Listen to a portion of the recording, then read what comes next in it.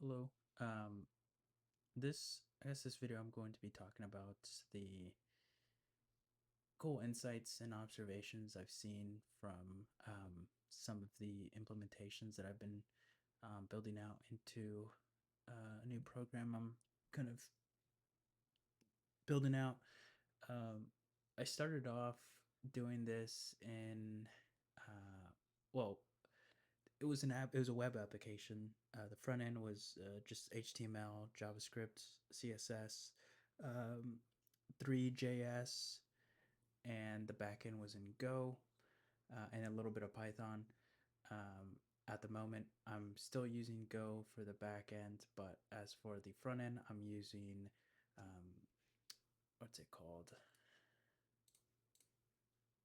Using this library. Um, it's basically the Deer GUI binding for Golang, and it's cross-platform, which is really nice. It also uses some bindings from this specific repo for some of the plotting stuff.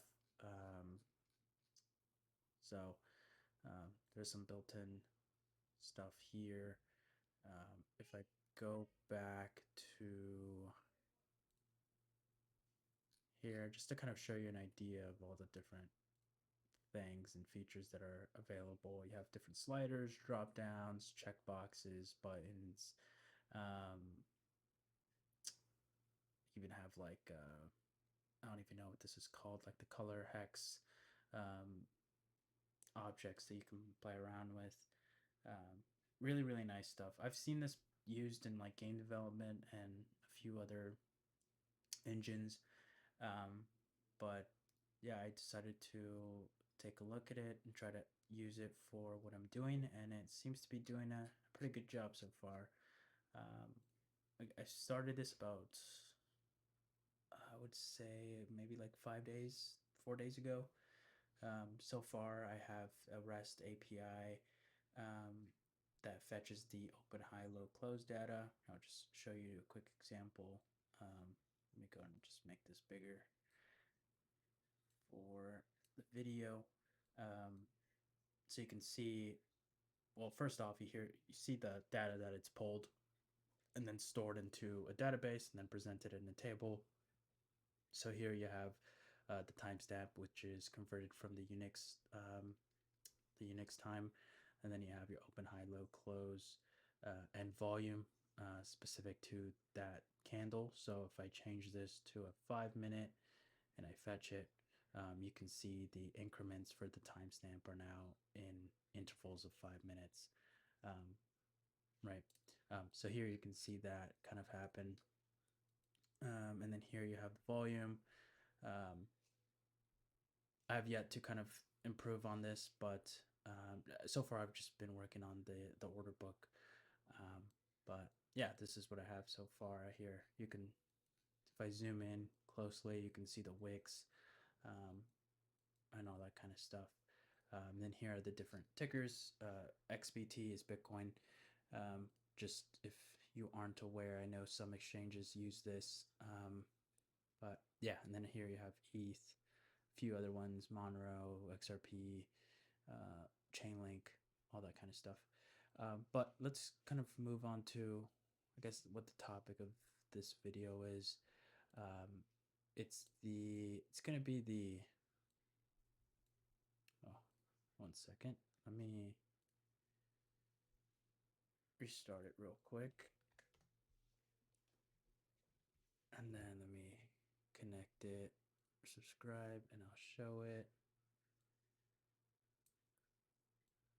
I think it just bugged out for a second, but let me go and restart it. So, I guess I'll just start off with the very basics. Here you have the order book, and you can see that I've bucketed I bucket the price by dollar value or the price, right? So if I want to do every $50, you can see I then bucket the volume in between the different price groups, right? So here you have between 86,900 and 86,950. there's 40 or now 37 Bitcoin that is in between here and vice versa, right? So here you have 4 bids, here you have the volume, and then as you go kind of smaller in your buckets, let's do 5, you can kind of see that change as the order book gets adjusted with new orders or cancels or all that stuff. But it's pretty simple. That's the order book. I guess I should mention here I do have the best bids and the best ask. At the moment, I'm only pulling in 100 levels on both sides, and yeah, 1,000 just seemed too much for what I'm trying to do. Plus, I want to make sure it's smooth for GUI. I haven't done it like a lot of stress testing so far, but that's what I'm using now. The midpoint or mid price, I have that kind of calculated there, and then the spread, that's the difference between the best ask and best bid, right? It's only 10 cents. But now let's move over to let me go and change this to 100K for now. That way we can see the jump later. But so for the depth chart, you can visually see the orders and of the bids and asks accordingly. And then let me just get rid of some stuff so it's not that crazy. So this white line is the midpoint. That's where kind of market orders are, I wouldn't say executed, just because market orders do take liquidity from the order book, but that's where price is. That's not where price is. That's just where the bids and asks kind of press against, right? So here you can see a lot of volume is really close to that mid price. So the asks are heavy on at the moment, right? And then and then here you have the ask and bid curves. So this just kind of shows that cliff representing the cumulative volume. So this is about 95 Bitcoin, given that we're only using 100 levels on the ask side, and that tends to grow as more orders come in, right? The reason why it looks like a cliff, whereas this kind of looks like steps, is because the orders on the ask side, there's just more of them, right? So the asks are heavy, whereas on the bid side, you can see how it kind of goes into this step. Look at that. Now it looks like it's cliffing. Oh, and then you can see it switch off. So I'm sure you saw that kind of change as the orders got placed onto the bid side, and now it looks like they're fighting, right? Oh, look at that. So now looks like some asks were removed, and it's really cool to see these kind of dance together. Find it really interesting. And then lastly, what I guess the video is about is the GASP. I found this in a YouTube video from the video's 11 years old. I guess might be worth pulling it up and kind of showing you what it is, just so you have an idea. But from my understanding, it's similar to VWAP in the sense that it's an average price using the weighted volume. So let me just show you this kind of quick snippet. Lynn and I have worked on the next evolution of this, and it's actually an algorithm that we have patent pending right now. It's what we call the global average symmetric price. So we're taking and I'm not going to get into the math here, but we're taking pieces of the queue that are balanced off of each side. So in this case, we would take a tenth of a Bitcoin from the 97 queue because that's all there is, and then we take a tenth of a Bitcoin from the 98 ash queue, and then we take the 2/10 of a Bitcoin from the 96 on the bid side, and 2 more tenths off the 98 side, and so on. And what we find is when there's an unbalanced book, it tends to work better. And here's an example. If you have a balanced book, you'll see the mid price, the VWAP, and the GASP are all very close, not much difference. But when you get to some of these weird books where things are unbalanced, the mid price and VWAP are fairly close. The GASP really represents the state of the market and the true price of the asset better. Now, that said, we're going to. So he does explain it really well. I did draw an Excalibur draw, how you can kind of interpret this. If here I have I guess this is, the shapes don't make sense because there's bigger reds than greens, but let's just say the greens were outweighing the asks in the order book. The gasp would be the average.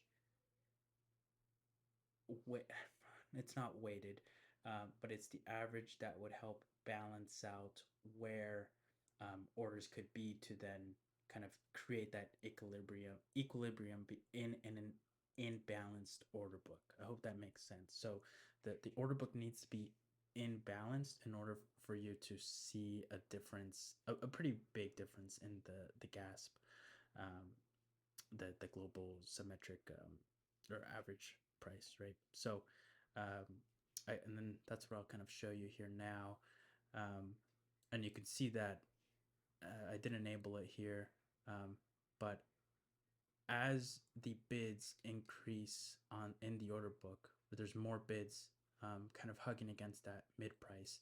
You can see the GASP above the mid price. If the asks were heavy, meaning they were closer to the mid price, there were a lot more orders closer to the mid price, then the GASP would then do the opposite. It would be under the mid price and kind of bounce around here. So I hope that makes sense. I guess I'll go and show you this now. So here, at the moment, I guess I should explain the actual chart.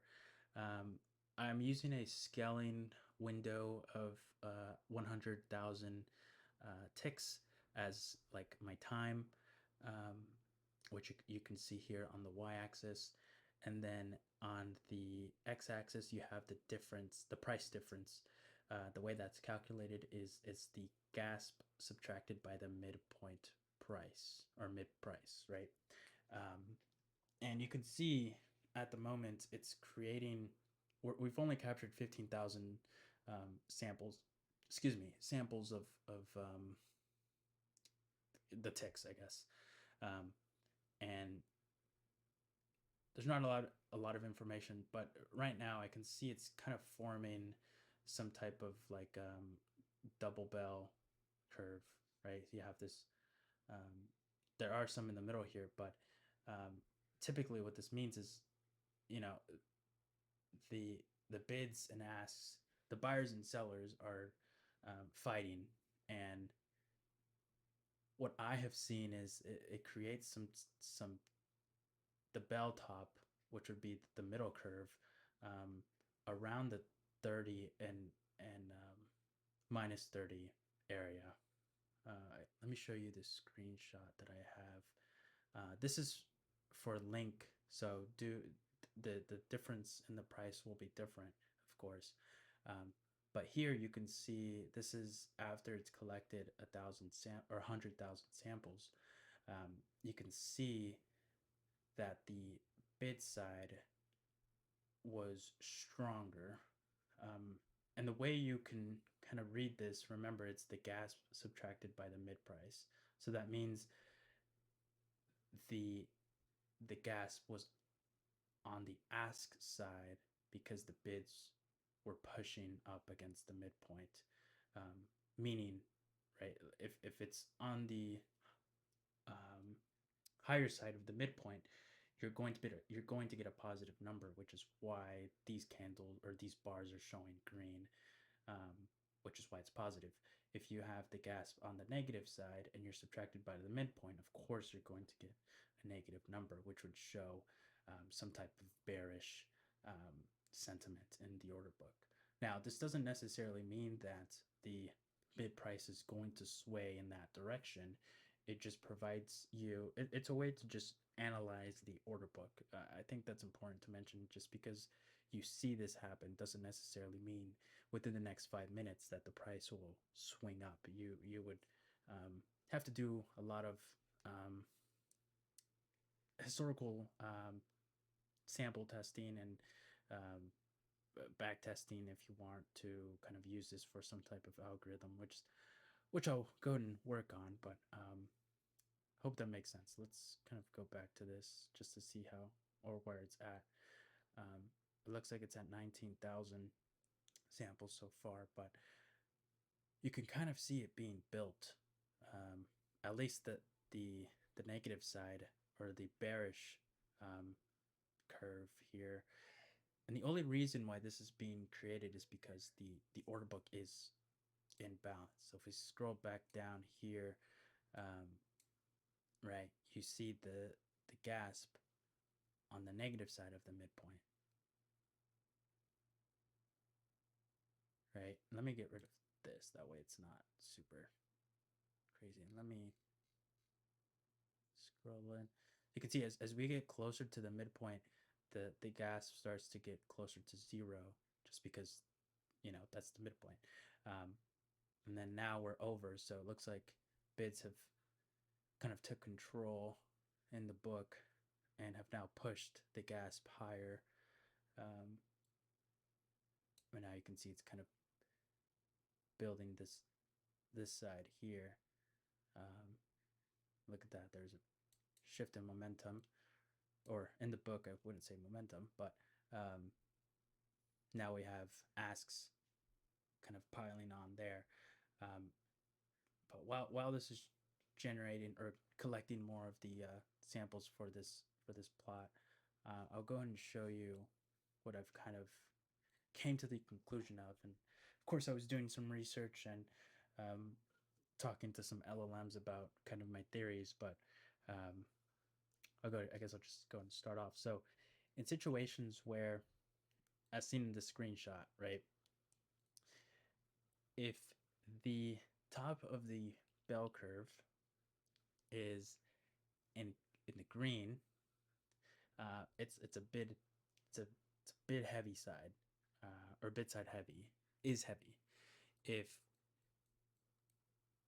the top is close to zero, then it's an equally balanced order book.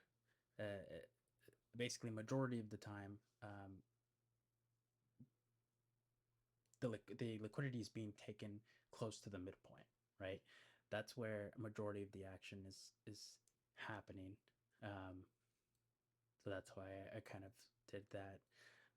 Again, this is just my, I guess, results of what I've gathered. So I might be completely wrong.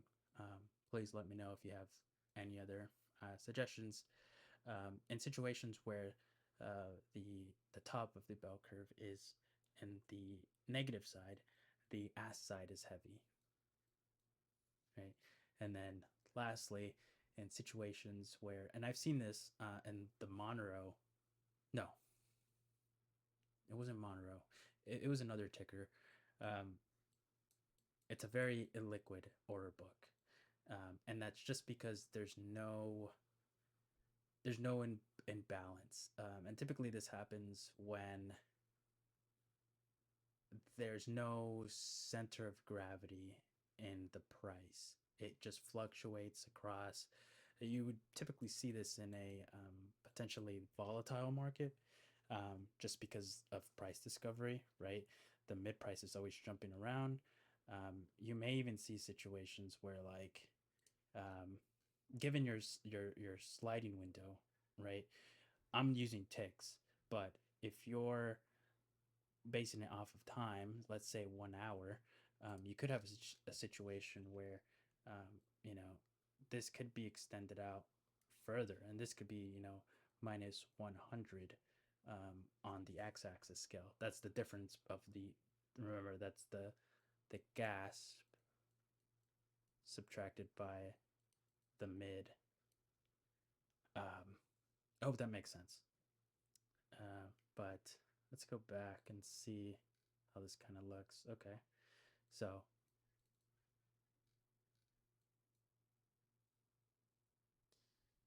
you can see it's forming. What are we at? 28,000. I might just leave this open and then I'll fast forward just to see the end results. Um, but I'll leave it at that. Let me know what you think. Slowly building this out. I guess the end result is find a way to attach a probability to price changing when we see some type of regime, right, in the order book. I know I did mention, this doesn't necessarily um, mean that price will move a certain direction, but you can attach some probability to it and potentially make a trade off of it. That's the hopes, right? But I guess another thing to mention is you can use this for detecting, for example, if if you have if you have price grinding up and during this whole time you have um, a situation where the gasp is in the positive, right? You have positive distribution of it being on the right side, and you start to see it fall off, and we're at this kind of high here. You can, and what I mean by fall off is essentially, can I grab this only? Essentially, what I mean by fall off is this tends to go back to zero. If not zero, then maybe even negative, and price is still at or making highs. Come on, and price is still kind of making highs.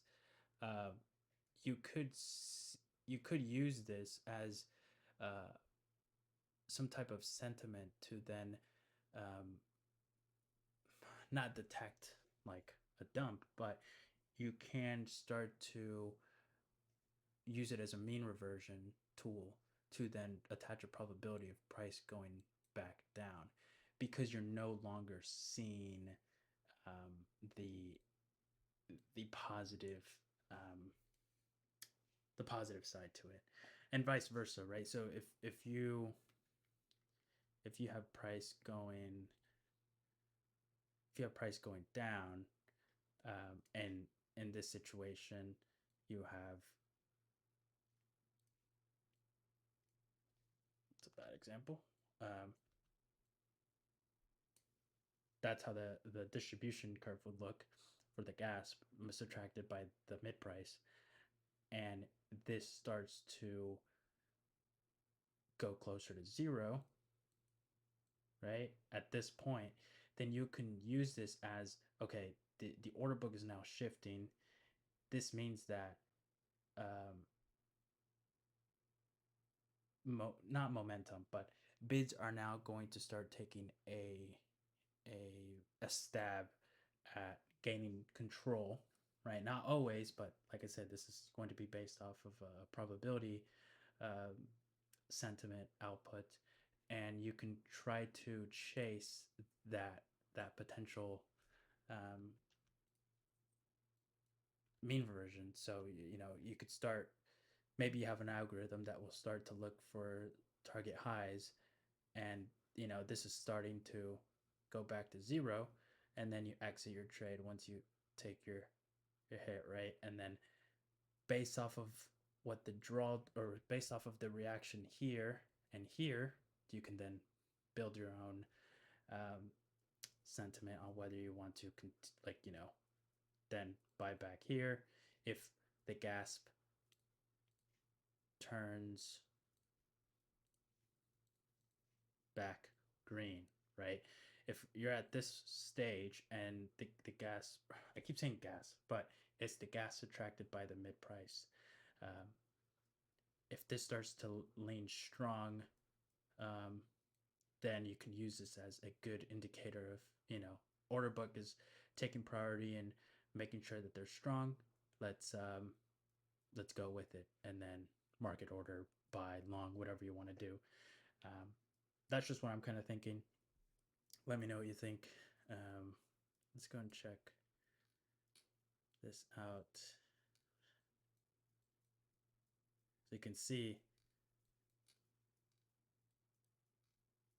I guess you could, and they're not always going to be balanced, by the way. Like this kind of double bell curve is a situation. Where is it at? Oh, I don't even have that outlined. I guess there is also a fifth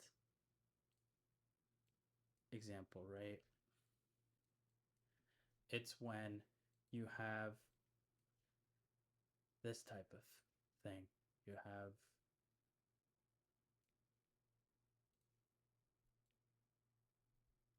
right. This is totally possible too, and that's typically when prices.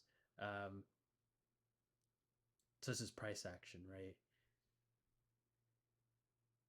Like you would see.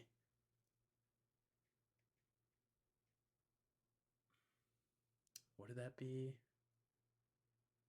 Yeah, that makes sense. This would be the price action of this basically happening. It depends what your sliding window is here, right?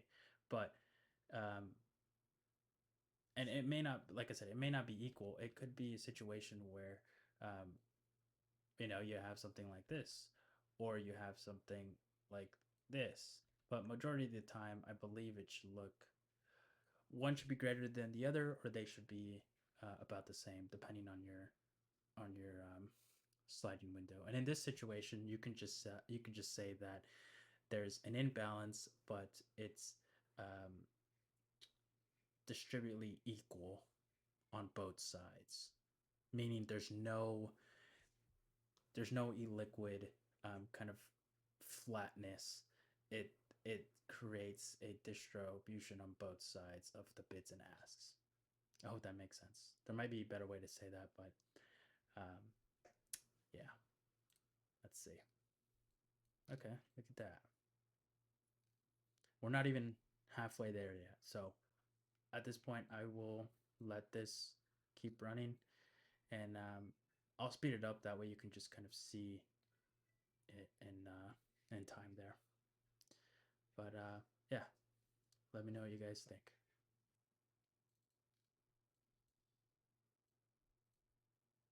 Okay, we're almost there. We're at 92K ticks for this specific window size. Um, you can see we have a situation where the two the two curves, the bearish frequency regime, where the ask side is heavier, is greater, or there's just the high, the peak of this distribution model is higher, right? So at, what is this, around -20, that was just the difference between the gasp and the mid price. That's where it spent the most amount of time, which is about 8,000 ticks. You can see that perfectly there. So you kind of get this type of situation, right? Very neat. You could even turn this off and see that kind of build out, or vice versa, right? Um, but you can kind of see how it starts to build out the left side of the bell curve. Um, and this just typically, I mean, the way I would read this is, for a majority of time, it was the order book remained heavily ask sided, just because they're not balanced out, right? If they spent, if they were equally balanced in terms of swaying back and forth, they would be, the peaks would, it would be like a double top, but it's not. You can clearly see. It's very cool. But yeah, let me know what you think. If you think there's other ways to read this, I'm sure there are. Um, Also, I feel like you can. I kind of talked about it earlier. Maybe I might build some way to see if there's a way to spot divergences using this type of model, right? But yeah, thanks for watching.